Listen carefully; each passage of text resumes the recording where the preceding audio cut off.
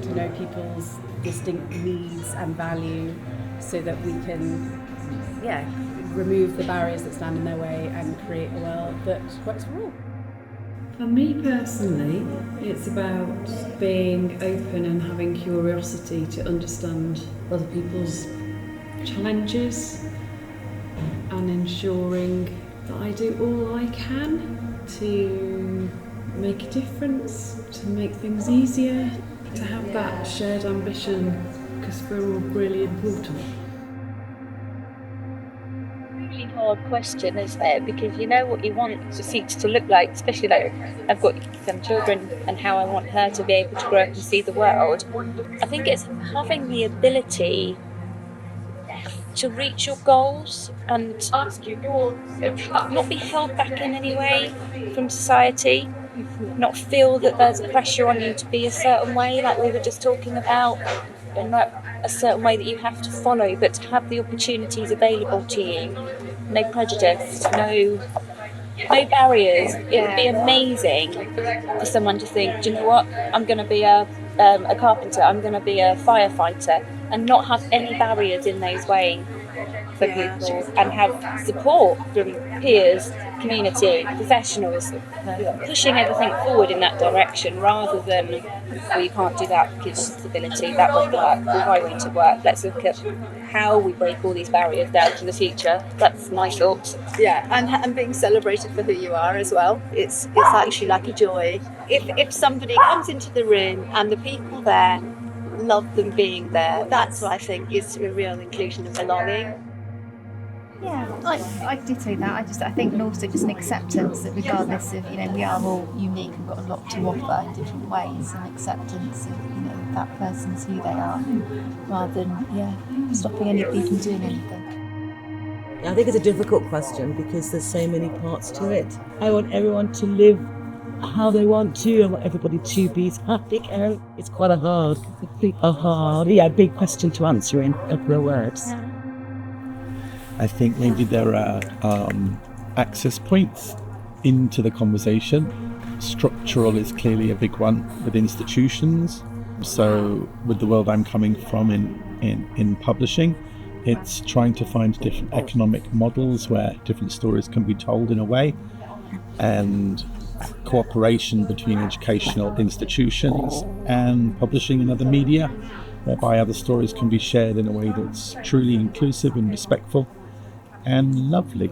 I think an inclusive future for me is about untangling the hierarchical structure that exists in our communities today and sort of revisiting that in a more inclusive view where people are valued for what motivates them as opposed to what position they necessarily hold in society, that we value the difference in people and their different lived experiences rather than having a very narrow view of what hierarchy and achievement looks like. An inclusive future means where everybody, whether you're disabled or not, can be a part of society and not face anybody being nasty, just somewhere where everyone fits in. I feel like it's a future where I can walk into any space, whether that's indoor or outdoor or digital, and feel like I can belong and show up as my whole self and not question whether that self is gonna not be accepted and be questioned by anyone else. And radical in the sense that everyone else gets to experience that too. And it's a collective movement. It's a movement where we accept that we cannot do that on our own. So, no one gets left behind, kind of thing. The main thing is that, going back to that word assumption again, that I think the best way to look at it is to assume that whoever you're meeting has value in the world and rights in the world,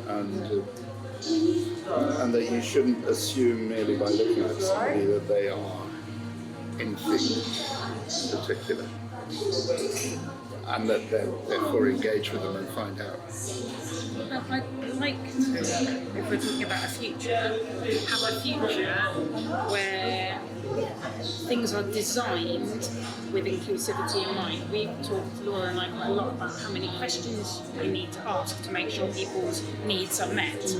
But wouldn't it be nice if we were starting at a place where we assumed we would meet all of those needs in the first place, and therefore people didn't have to come and say, my needs are this, please will you cater for me. If we could create a place where we just assumed that or made the space exist. Yeah, exactly. Assume those, or know that those needs exist, and create a space where they are catered for on the off chance that somebody with those needs might arise, so that people didn't have to constantly advocate for themselves about what they need in a space. That's where creativity comes in, though, isn't it? Because if you're working in the theatre, you're interested in stories, and you're constantly asking what people's stories are, and you're already inquisitive. So you go and hear people's stories and you see them, and that's why it's so important, and that's why if creativity is coming out of the curriculum, it's coming out of education and communities, it's so much more inspiring, it's so much easier to understand if you just keep telling stories and people keep being exposed to that. In some ways, you wouldn't need a symposium if the arts were much more supported, because everybody would be exposed to all of these stories every single day.